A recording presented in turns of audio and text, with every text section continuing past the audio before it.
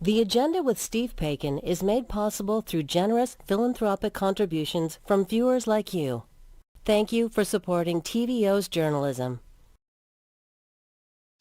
December 6th is National Day of Remembrance and Action on Violence Against Women. And so we revisit our conversation with one of Canada's most ardent champions for survivors of intimate partner violence, Pamela Cross. Up first, John Michael McGrath and yours truly unpack the Auditor General's scathing review of Doug Ford's plans for Ontario Place. onpoli is next.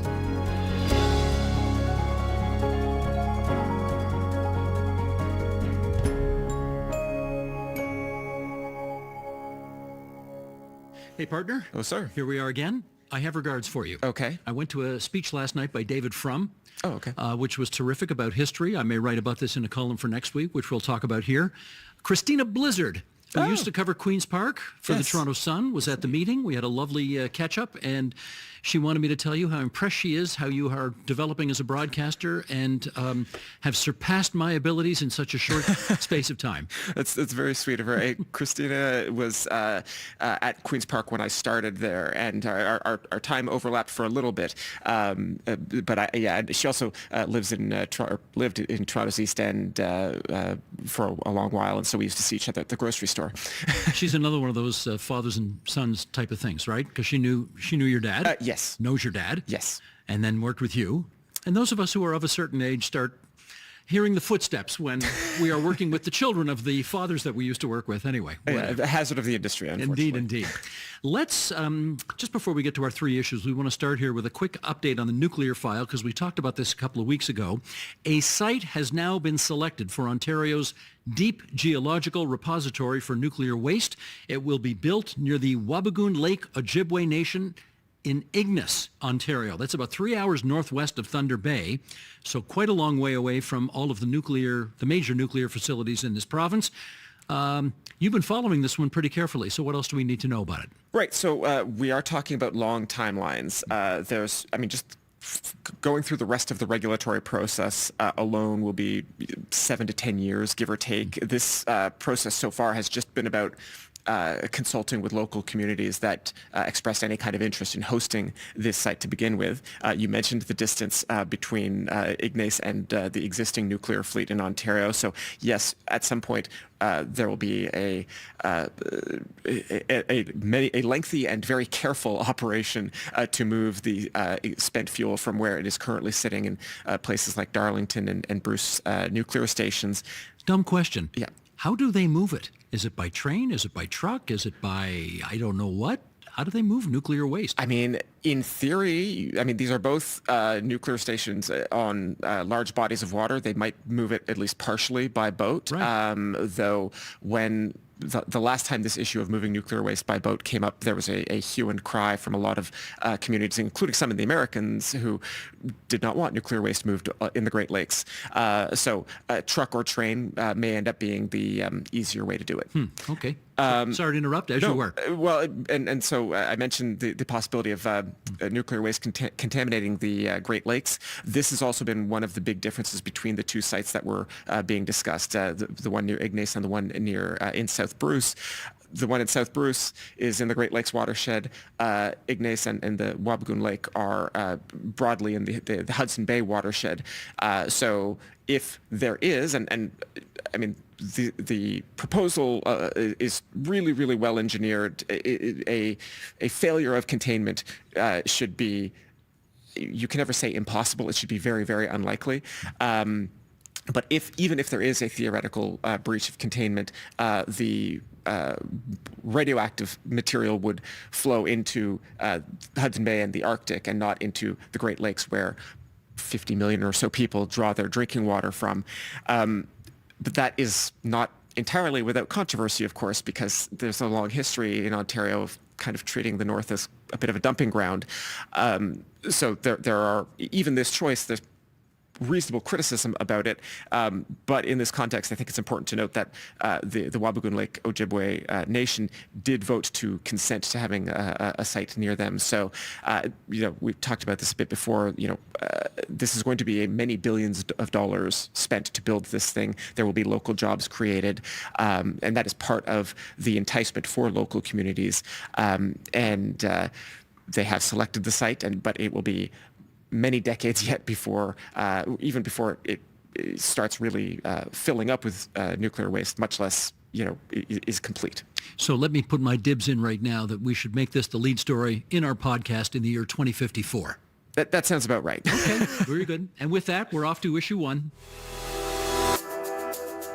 Shelley Spence, the Auditor General of Ontario, has released her annual report, and it has some scathing words about the Ford government's deal at Ontario Place. As you know, Premier Doug Ford agreed to have Terme build a spa on the Toronto waterfront.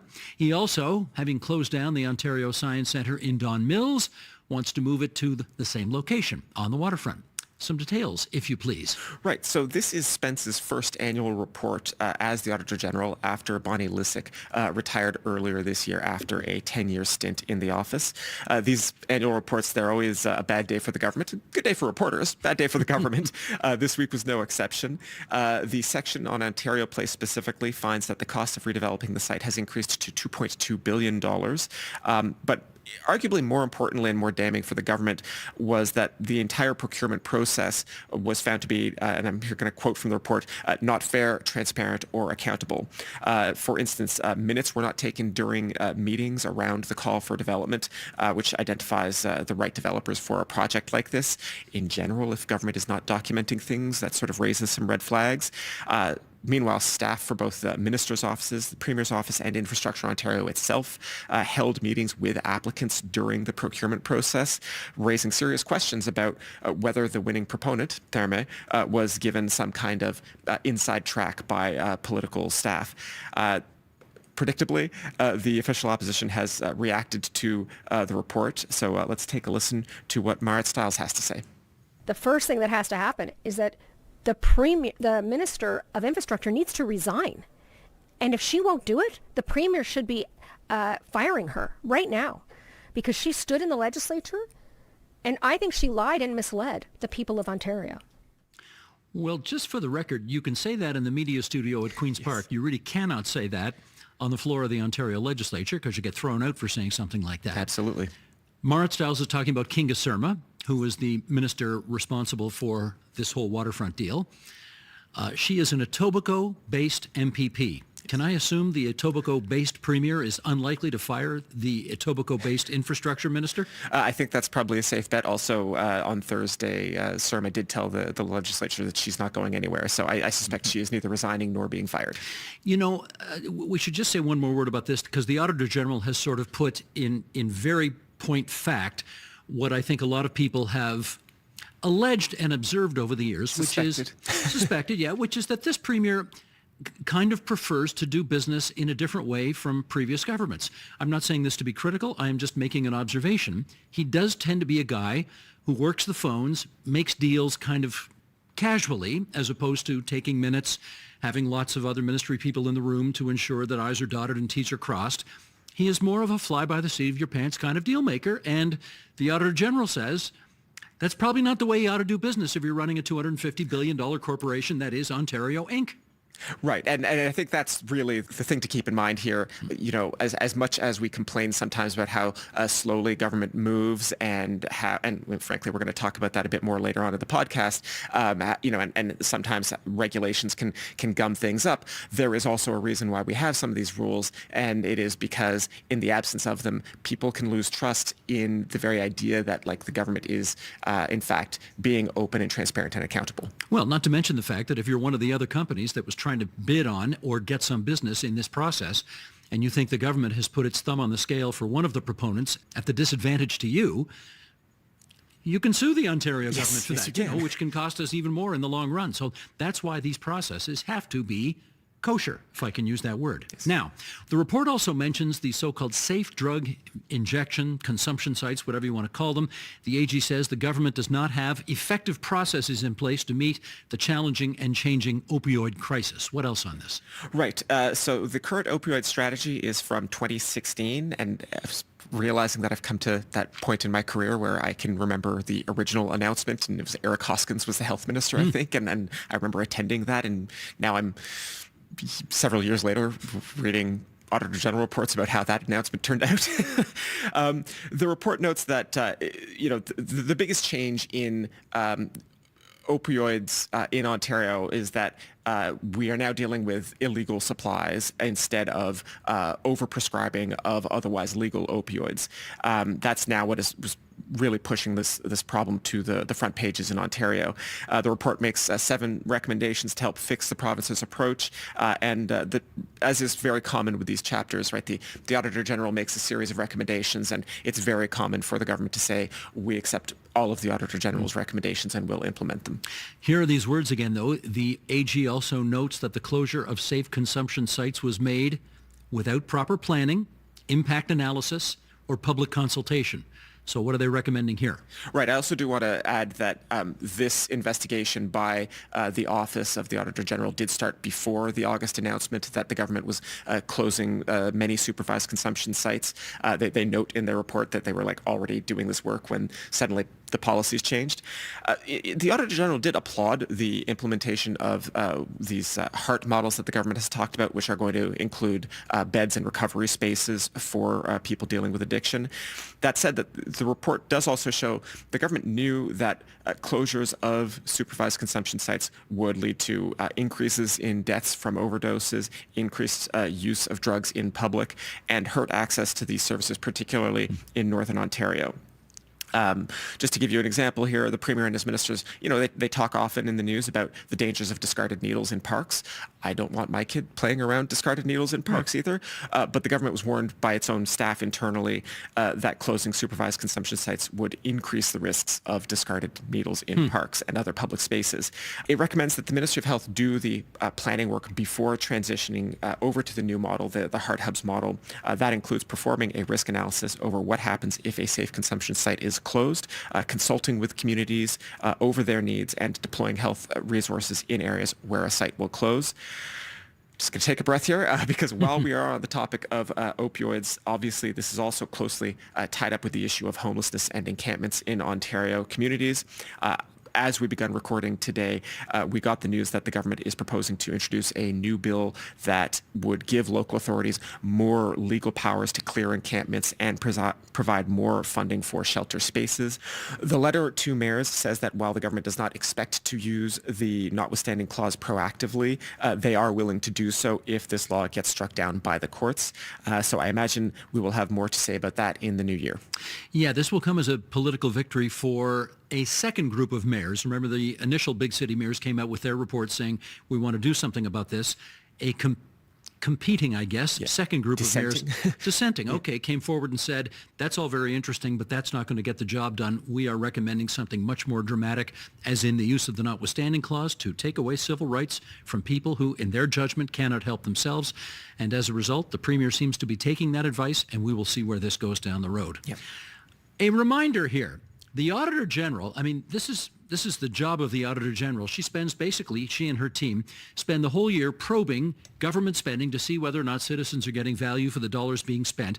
Every report tends to find fault with whoever is in power. Doesn't matter which party it is, because let's face it, if you're spending $250 billion a year, which the Ontario government does, not every cent is going to be spent. Hello, spoiler alert here, this just in. Not every cent is going to be spent in a transparent and accountable fashion. The theory is that if the AG sheds light on this stuff, the ministries being probed can improve their performances, but In the meantime, it does give a heck of a lot of ammunition for the opposition MPPs in question period who delight in screaming across the floor and saying to the government, you should all resign because you're all doing a miserable job. So this is a tried, tested, and true tradition. Yes. And in fact, ministries are given the heads up on what the Auditor General finds before the report is published. I mean, every report includes both the auditor's recommendations and the ministry response. Periodically, the ministries will, in fact, say, like, no, actually, we just think the Auditor General is wrong on this one. Rather famously, with the Greenbelt scandal, the Auditor General recommended before the government eventually did, the Auditor General recommended reversing that decision, and the government's initial response from both the Premier and the then Minister of Municipal Affairs was, no, we disagree with this finding. It is also worth mentioning that the Auditor General is herself only the most prominent representative of a large office, right? I actually don't know offhand how big the staff complement of the AG's office is, but it's analysts and investigators, and in some cases people work for decades in that office. These are not radicals bearing torches and pitchforks. These are, in some cases, very well-informed subject matter experts, right? It really is an extremely important oversight function performed by, I guess, technically speaking, they might not be considered part of the public service, but they are part of the legislature, part of the office of the an office of the legislature.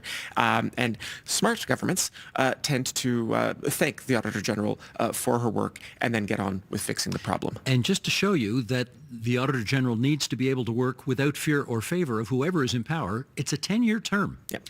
And they tend to spend the whole 10 years in that term. I can't remember the last time an Auditor General got fired early for poor performance. I don't think it hasn't happened in my lifetime that I can recall. I don't think, certainly not in my career covering Queen's Park. And with that, we're off to issue 2.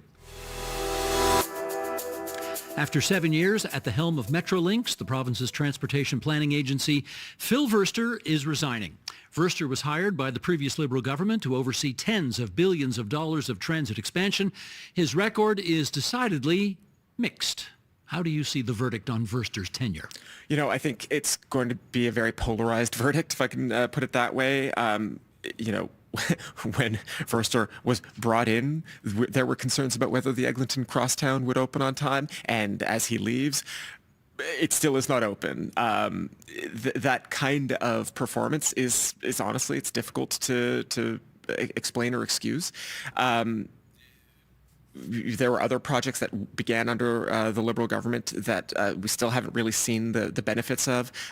Major investments are happening, in particular in things like Go Rail, and some of this was interrupted by the pandemic. But some of the promises that were made under the Liberal government back then, that we would see almost like subway-like performance from Go trains. Certainly, we are not there yet. And he was extremely well compensated, more than $800,000 a year by the time he left. I think he was panned by the opposition as nearly being $1 million man, which was, of course, a criticism that the Tories had used against certain Liberal appointees when they were in opposition. That was the guy at Hydro One, the $6 million man, they used to call him. Yes, exactly. A lot to criticize, despite the fact that he did oversee a very big job that got bigger as he was doing it. The Eglinton LRT, which those of us who work here would love to see come in someday, it's only about 100 meters north of our station right now, if it ever opens. It's 4 years overdue. Our friends at the Toronto Star say that it might have an opening date. I guess they got a little scoop from one of the members of the TTC who's on Toronto City Council, Jamal Myers, who says June of 2020. That's another 7 months from now. At first it was the tracks weren't aligned properly. Then it was a signaling issue with the software. Anyway, this is the poor light rail transit system that just seems determined never to be operational. And, unfortunately for Phil Verster, it was kind of a perfect storm of mishaps, and it all happened on his watch. Yeah, a year ago I was hearing some rumors that maybe the Crosstown would open by Christmas, and given the timing, part of me wonders if maybe his resignation was in part an admission that okay, well, that deadline is clearly not going to happen, so I got to go. But there's a lot to opening up new transit projects. You've mentioned the rail alignment, the signaling issues. One of the things that we've been hearing a lot from both the Premier and I think from the TTC is that they have now gotten to the point where they are training the operators. It's not just about the finicky details of engineering. The trains have drivers. The drivers need to actually get in a car at some point and figure out which buttons do what. You need to be able to train these people, and you need to train them well. You want to be confident that these people know how to safely operate these trains. And in fact, if you've driven along Eglinton in the last few months, certainly over the summer, I saw some training trains out on the tracks, and they're clearly doing some of that work right now. But it does also rely on getting that engineering stuff right first. I mean, the long and short of it is we were well supposed to be past this phase by now. Yeah. Now, in fairness to Phil Verster, and it's important to be fair to him, notwithstanding the mixed record, I think he wanted to be much more open and transparent about what was going on underground and with this LRT. But at some point, I don't know who, but some officials in the Ford government told him to button his lip and stop giving public briefings about the state of play of things. I think the government, from their public relations standpoint, was concerned that every time Phil Verster came before the cameras and gave an update, all it was serving to do was remind people that the thing was late and not working, and it would get people more ticked off at the government. So let's not blame Phil Verster for that. I think he wanted to be more open. That's not his fault that the government basically told him no more briefings. Yeah. However, the record will show there was an, I think, almost unprecedented expansion of transit services attempted in a very fraught political environment. We'll see what his next move is. I was frequently told, I remember asking, how come they haven't fired him with all of these problems here?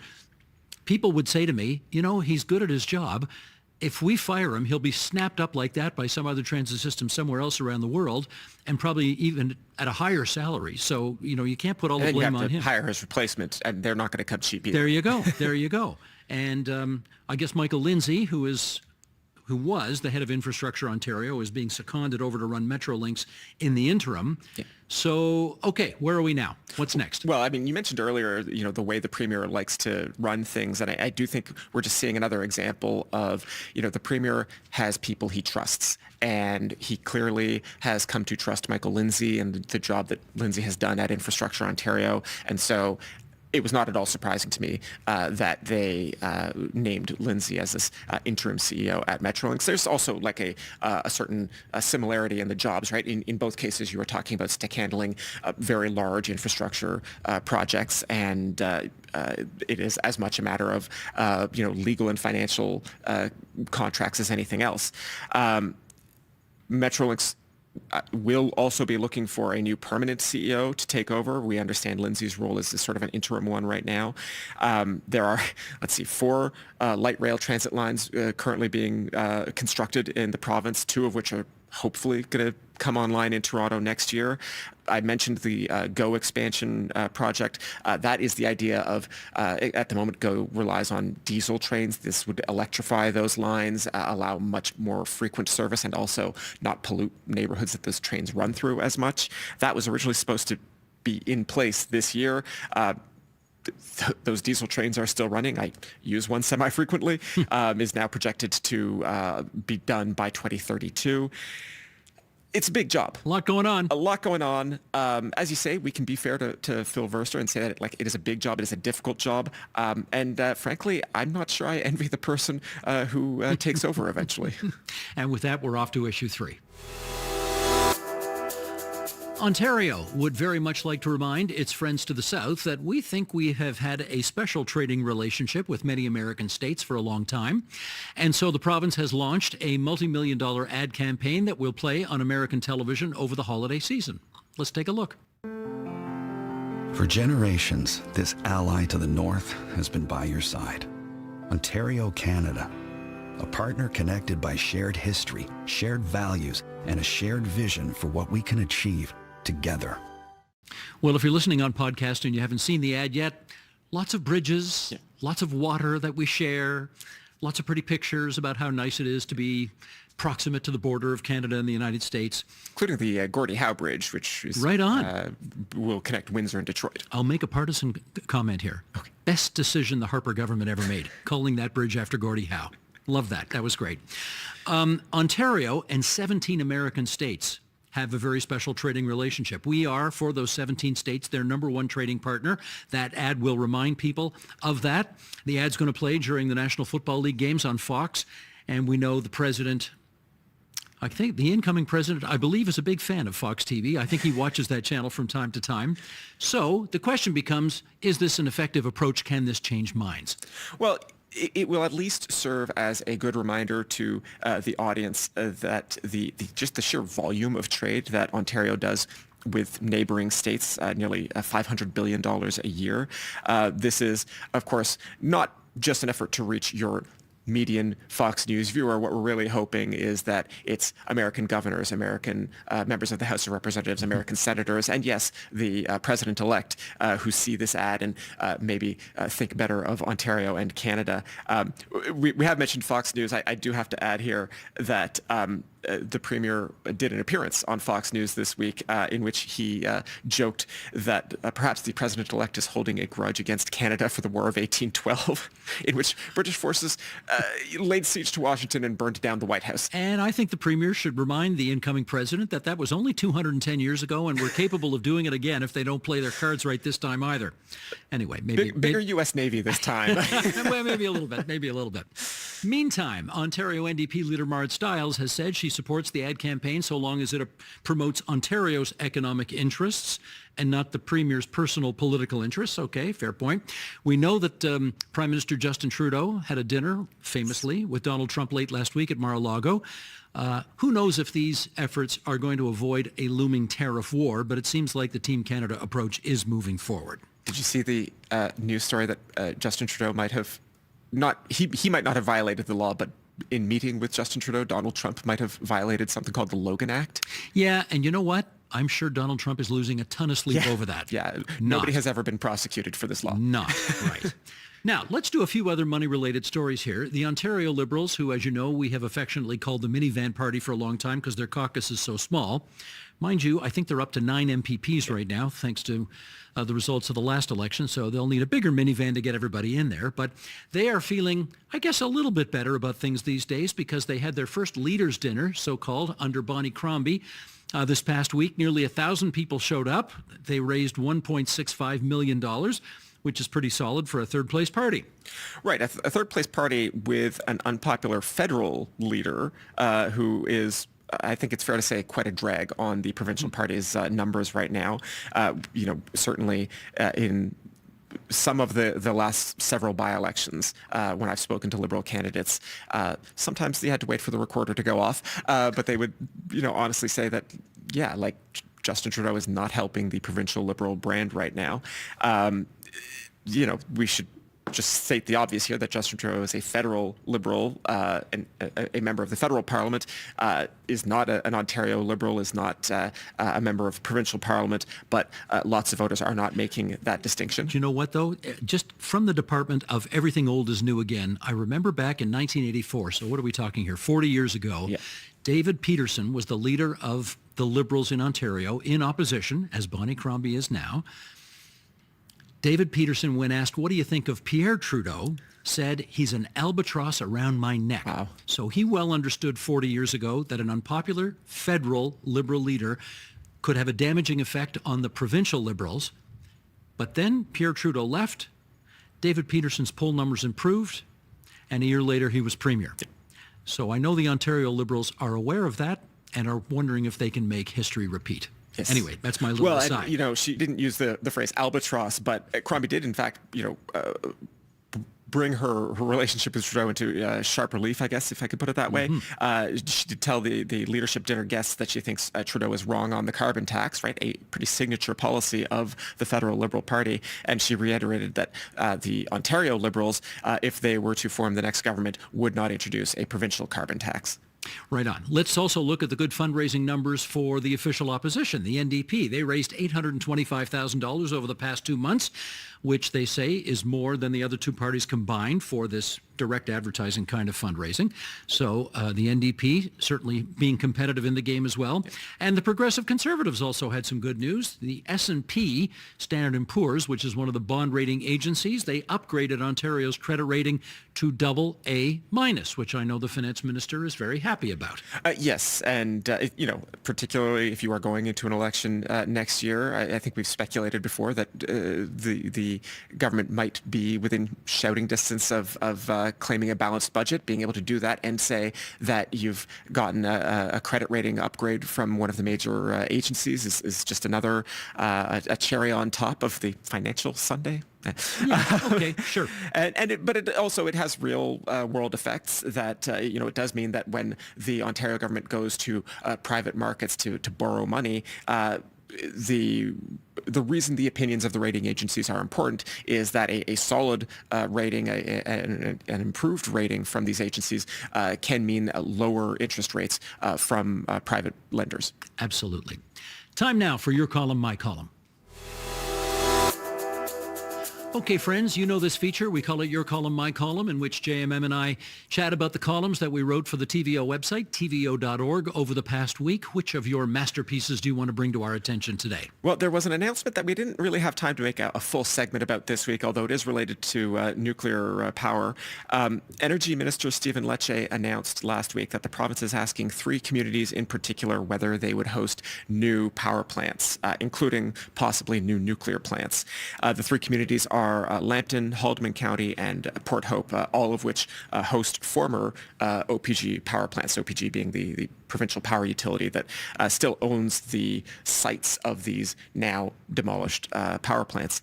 And the reason I am going to be keeping an eye on this is because, until now, when we've talked about either refurbishments or potentially new nuclear facilities in Ontario, they have been in places that already have existing nuclear plants. Refurbishing Darlington and Bruce, building new nuclear potentially at Bruce, building the small modular reactors at Darlington. And those are places where the voters are reasonably comfortable with nuclear power. They employ a lot of people in those communities. They generate, spin-off benefits for those communities. And while nuclear power certainly has its detractors, including some in the legislature, in those communities, it's basically like a settled argument. They're fine. In these new communities we're talking about, Lambton and Haldimand County used to have old coal-fired power plants in them. Obviously, Ontario got rid of its coal-fired power plants over the last several decades. And then the one in Port Hope is a bit of an odd case because it was actually an oil-fired power plant that was supposed to open in 1970, which was like the worst possible time to open an oil-fired power plant. But these were never nuclear sites. And it will be interesting to see whether the voters there can become enthusiastic about nuclear power. In many cases, the mayors and the councils are interested in hosting power plants again. Particularly the Nanticoke site in Haldimand County was a major employer for the area, and when it closed, they lost a lot of jobs. And if there's a possibility of bringing back, high-paying, unionized power sector jobs to these communities, I'm sure at least some of the leaders in those communities will be all for it.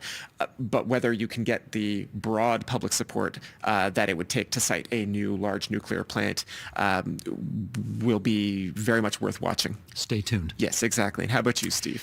I had the bit of a sad responsibility to write a pretty tough column this week. I wrote a column about a guy named John McDermott, who was a cabinet minister in Brian Mulrooney's progressive conservative governments back in the late 80s, early 90s. He represented Brampton, Georgetown in the Federal House of Commons. Had some pretty good jobs, actually. He was worked on the free trade agreement. He was housing minister. He was minister for privatization for a bit as well. I had a visit with him. He lives in Orangeville. I visited him earlier this year, I think in February, and we had a lovely visit. His health wasn't great, but we had a great time. I brought John Laschinger with me. John's a sort of backroom guy from the PC party for many years. They'd worked together 30 years ago on stuff. Anyway, we had a lovely visit. I had heard that Mr. McDermott's health had taken a turn and that he had gone into the hospital and that he wasn't going to come out. And as a result, he decided to do MAID. He made the decision to do medical assistance in dying, which by the time people see this on television Friday night, he will have done. So he has died. It is very odd. I called him earlier this week when I got the news. It's very odd to call somebody and speak to them for the last time, knowing that this will be the last time that you will ever speak to them. Yeah. And he was really quite terrific about saying to me, you know, I'm good. I've had a great life. I've met kings. I've met queens. I've met rogues. He's made some wonderful friendships in life. He always knew he was adopted, but he discovered 5 years ago at the age of 79 some half-siblings that he had out there, and he kind of not reconnected because he never knew them to begin with, but he connected with numerous siblings that he didn't even know he had, and it was an absolutely wonderful discovery late in life to realize that his family was so much bigger than he thought. He had no kids in 2 marriages, so this was really a lovely discovery at that point in life.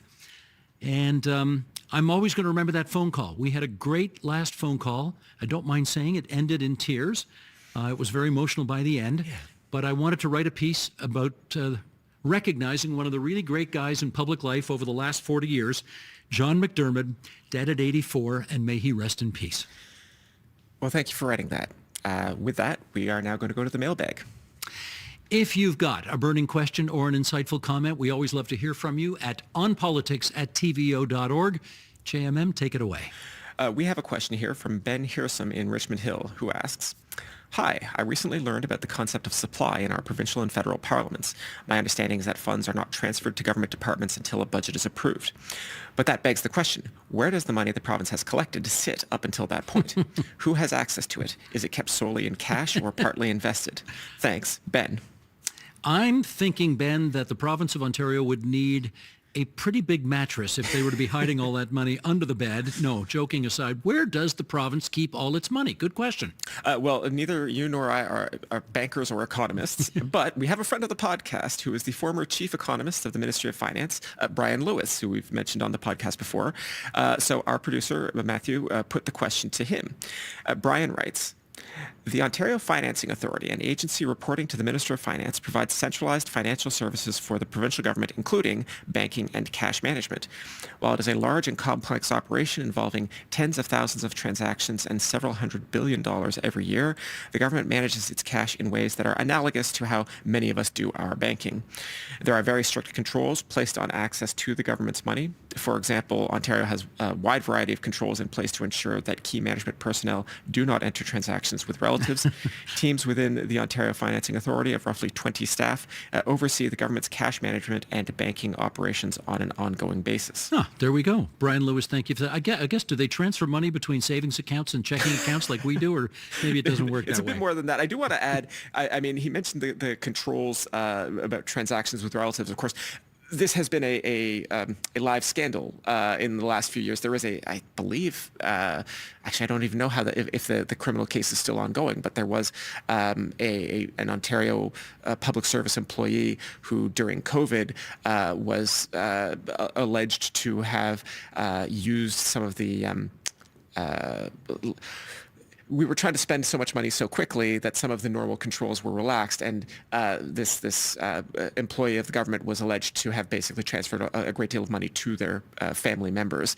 As I say, they were charged. It went to court. I don't know yet if that case has resolved, but you know, we do have these controls for very good reason. We have these controls about how public money is spent. Sometimes they are not perfect. Sometimes some examples of fraud do nevertheless slip through. But, you know, it is an incredibly complicated, I mean, you can actually see the government's balance sheet in every budget and fall economic statement that gets published. I mean, it is not just huge amounts of cash money that the government has to deal with, right? We all pay our taxes, and then the government then spends that money on services. But also the government does have a somewhat diversified portfolio of assets. It has U.S. bonds. It has, for a long time, we owned shares of GM, right, after the auto bailout, right? And so part of the services that the Financing Authority provides is just managing all of those financial assets as well. Excellent. Just a heads up that next week will be our last episode before the holiday break, and our custom, where are we? Over here. Thank you. Our custom is to do a mailbag episode. So with that in mind, we would invite you to send your questions and comments to onpolitics@tvo.org, and we will probably do the entire episode next week just answering your mail, which has tended to accumulate over the last few weeks. And my pal here is going to remind you one more time about where to send those emails. That email address is onpolitics@tvo.org, or you can message us over various social media sites like Blue Sky, X, formerly Twitter. I guess I'm still on Facebook, though I haven't checked it in a while. So yes, give us a message there.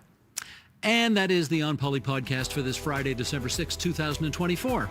You can follow our show on Apple Podcasts so you get notified each time a new episode is available. And you can see the video version of the podcast on the TVO Today YouTube channel. And until next Friday, everybody, bye-bye. Bye-bye, everyone.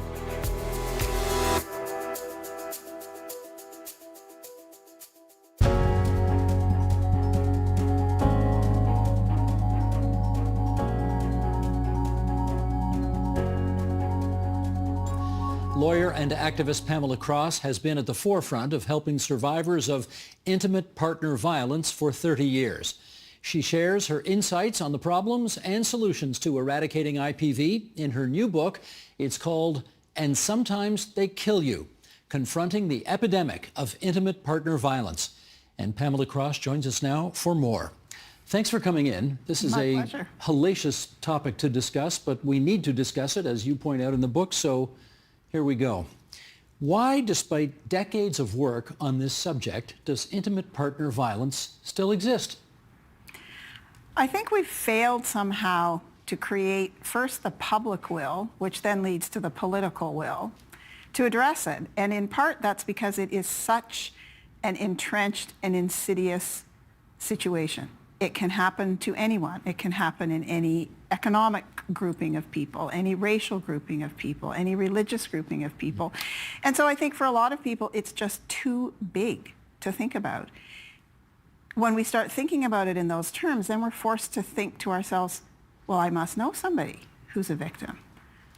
Maybe I know someone who's causing harm to someone else. And that's hard for us to think about when we consider our families and our social circles. And so we back away from it.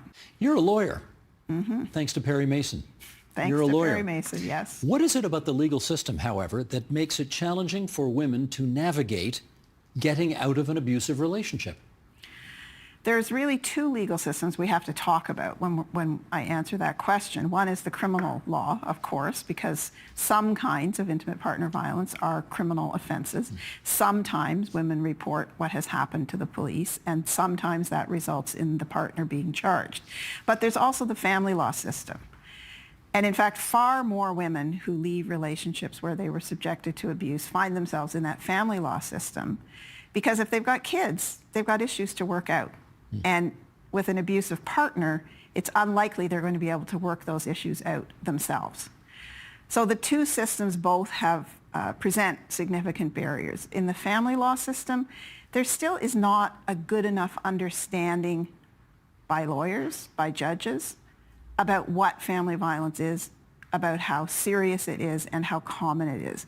The structure of the law and the structure of the court system act as though in the majority of cases, the two people are equals.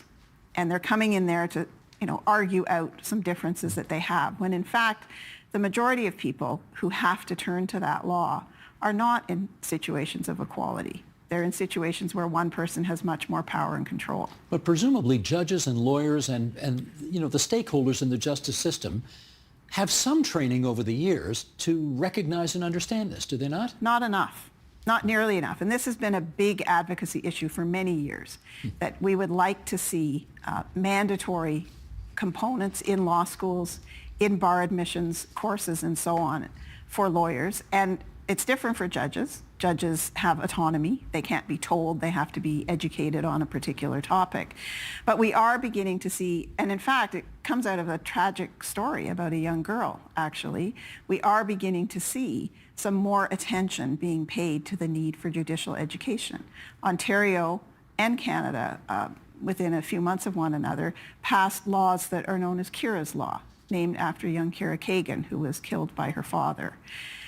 And those are laws that say, judges, you need to know more about this, because not only are bad decisions being made, but sometimes women and children are dying because of those decisions. Some women don't know that they are in an abusive relationship. Some women know they are in an abusive relationship but feel they can't do anything about it. Why does that still persist? A lot of abuse is very subtle, and it builds slowly over time. We now are quite comfortable, many of us, I think, with this term coercive control. That phrase didn't even exist when I started practicing law, but I saw lots of it. We just didn't have a name for it. And coercive control is that gaslighting kind of situation where the partner who's causing harm is creating a situation, often without using any physical violence at all, where the woman is gradually losing power, losing a sense of who she is, and the control becomes greater and greater. Where are you going? When are you going to be back? Yeah, tracking. Who are you seeing? Nowadays, tracking through electronic devices. Slowly separating her from her family or from her friends, saying, you don't need a job. I make enough money. You don't need to have your own car. You don't need a bank card. So a woman might not identify that until it had been going on for so long that she's really and truly trapped. So doesn't know. If I've grown up in a home where my mother was abused by my father, which is not my case, I might not think anything of it. Oh, that's just what a marriage is like. So when my partner starts doing that to me, I don't identify it as problematic. So that sort of speaks a little bit to the women who don't know that what's happening to them is abusive. The women who know and don't leave, when women leave, they're at the highest risk of being killed by their partner. So those headlines we see, woman killed by partner, often that's during the separation process. And if you read that article and I read that article, that woman who's thinking about leaving also reads that article and thinks it's better for me to stay. We were talking earlier about a trip we recently took, our crew here and I, to Sault Ste. Marie to talk to two fathers whose daughters are no longer with us because of this. And as a result, the municipality of Sault Ste. Marie declared intimate partner violence an epidemic. So let's talk about solutions here for a second. Does doing that move the yardsticks at all? I think it's a huge step. It was the first recommendation made by the jury in an inquest in Renfrew County in 2022, the CKW inquest. And I can tell you, I was sitting in the room when the jury read that recommendation out. And the whole room, it was like we all exhaled at once. It was just such a brilliant idea. They called on the province to make that declaration. It has yet to do it. It has yet to do it, but almost 100 municipalities have done it. But what does it practically do? Okay, symbolically, it's huge, but what does it practically do? Symbolically, it's huge, but on a practical level, it puts intimate partner violence where it belongs, in the public. It's an epidemic. We understand epidemic as a kind of medical word, and we treat health issues seriously. So now we can start to say, if the province will make the declaration, okay, this is a public health issue. We have to address it that way. But it is also of huge importance to individual survivors of intimate partner violence who often feel very isolated. I'm the only person this is happening to. It's my fault. It's about me. But if I'm that woman and I see, oh, Doug Ford has declared intimate partner violence to be an epidemic, or my mayor has declared it to be an epidemic, suddenly I'm not so alone. Maybe I'll be more likely to reach out for help. Let's do another example here. You were an expert witness in Renfrew County. Yes. At the inquest into the deaths of 3 women. And someone named Malcolm Warmerdam said something that stuck with you. What happened there? So Malcolm's the son of one of the 3 women who was murdered, Natalie Warmerdam. And on the first day of the inquest, Malcolm made a number of very powerful statements. But the one that I think has stuck with me most was his warning to all of us in the room, including the jury, not to look at the people who engage in abusive behavior as monsters, as though they are different from us. And I think his very words were, there's good and bad in them, just like there's good and bad in us. And if we create them as monsters and set them apart from us, we're never going to do what we need to do to help them change their behavior. How did you react to that when you heard that? I found it very emotional. I related to it right away. I've never liked this dichotomy of, these are the bad people and these are the good people. But I felt, coming from someone whose mother had died as the result of the behavior of one of these men, it was really powerful. It is difficult to think of somebody who could beat a woman to death as having some good in them, though. Would you agree? In that moment, sure. But what do we know about what else that person did? Now, I'm going to sound like I'm contradicting myself, but I'm not, by saying I do get tired when a woman is murdered in particular and neighbors say, oh, he was such a great guy. He used to help the elderly people over there take their garbage out. You know, that doesn't mean that that person can't also be abusive in their intimate relationship. So it's not like they get a pass because they've done something nice for somebody. But I think what Malcolm's comments challenge us to do is understand that this is a complicated issue. I can be a mean and unpleasant person. It doesn't mean my partner has the right to treat me abusively. Victims can be unpleasant people as well as sweet and fragile. The same is true for the people who cause the harm. That person might be really great at their job. They might be kind often, but then there are periods of time when they engage in abusive behavior. Many, not all, but many people who grow up to become abusers were themselves abused as children or witnessed abuse as children. So what we've got to do is move upstream. Let's look at prevention. What do we need to do to intervene earlier so that those boys have the opportunity to grow up and be healthy adults and not engage in that behavior, which is harmful to them as well as to their victim. But you've spent decades working on upstream solutions to this problem, and we are still where we are. What's the upstream solution that's better? The upstream solutions are all so big, and that's where we need this real all-of-society approach with really serious public and political commitment, because it's going to cost money.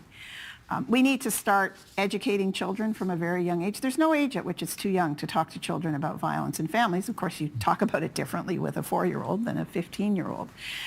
We need to be able to intervene in families early where there has been some violence so that the children are given opportunities to heal from that. We need women's equality. You know, sometimes a woman stays in a relationship where she's being abused because she can't afford to leave. But haven't you been working on all of these things for 30 years and we're still where we are? We have. Many of us have. But we have also been spending a lot of energy putting out the fires of responding after it happens. I was just talking with a colleague about this morning. I think we have to start to, obviously we have to continue to respond. But I think what we need is a serious political, economic investment in prevention. Well, so I'm not doing it off the side of my desk. It's my actual job. I get you, but the Ontario Cabinet Minister responsible for this, his name is Michael Parsa, Children, Community and Social Services Minister. He sent out a statement to mark Women Abuse Prevention Month, highlighting Ontario is going to spend $1.4 billion over the next 4 years, along with federal funding. What will that do? Well, we'll see, won't we? Unfortunately, most of that will be project money. So you come up with a great idea of something you want to do, you get money for 2 years, and then the money disappears. That is the history of how violence against women work has been funded, not just in Ontario, across the country for a very long time. And it's very difficult to build anything meaningfully in 1 or 2 years. That money is largely going to go into service delivery. Yes, we need service delivery, but we need dollars that are spearheaded specifically for prevention. We need to bring everybody to the table. We need to work with organizations that support men who have been abused and men who have been abusive. They need to be part of the conversation. We can't silo all of ourselves off and think we're going to figure out the solution that way. There's a federal bill, C-332, an act to amend the criminal code to include coercive control. You in favor of that? No, I'm not. Because? Because we need fewer criminal laws, not more criminal laws. In the past, the criminal law has too often criminalized women, even when it was intending to do the right thing. The example I always use is mandatory charging, which is a policy that's been in place in Canada for 40 years, and it's great intention. The goal of it was to get away from situations where police would arrive at the scene after a 911 call and look at the woman while the fellow's standing right there and say, do you want to charge him? Guess what most women said? No. They were scared. So the police then were supposed to make the decision themselves. That's what made it mandatory charging. The problem is that over those 40 years, we've seen women charged because the police arrive, it's a chaotic situation, they can't tell who did what, Maybe she's pushed back after he's attacked her. He's got a scratch on his face. They charge her. Created chaos for families and put women in a situation where they face criminal charges when they shouldn't have. I worry about that with the criminalization of coercive control. Gotcha. Coercive control is so subtle and so nuanced. It would be very easy for an abuser to make himself look like the victim. This is from the book. Let's do this excerpt here. Sheldon, if you would bring this graphic up and I'll read along for those listening on podcast. I developed what is often labeled vicarious trauma. While I was a practicing lawyer, I still live with it. Writing this book made it worse for a while. This means, among other things, that my emotions, never far from the surface, are in a constant battle, one with the other. Rage, grief, despair, hope. Some days I'm paralyzed by despair and grief, but more often, so far, hope and rage win out and keep me going. Well, the obvious question here is, despite the heaviness of all of this, you keep going. How come? I consider it to be an incredible honor and privilege to be doing this work, to have been doing this work. I'm not going to say I fell into it, but it's not like I decided at 20 that this was what I was going to do.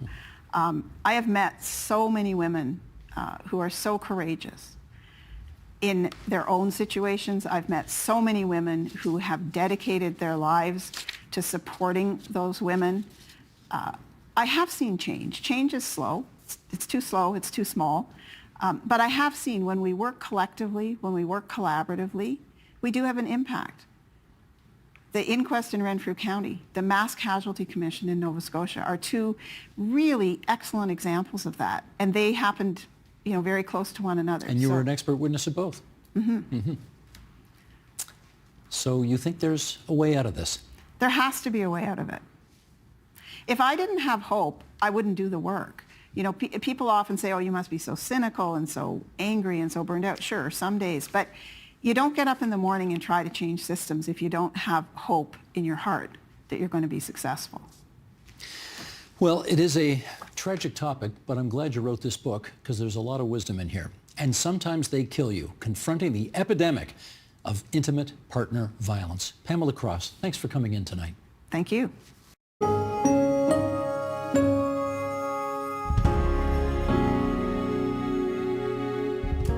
And that is the agenda for Friday, December 6th, 2024. Monday on the program, we'll look at whether sibling rivalry ever truly ends. I'm Steve Paikin. Thanks for watching TVO, for joining us online at tvo.org. Have a great weekend, everybody, and we'll see you again on Monday.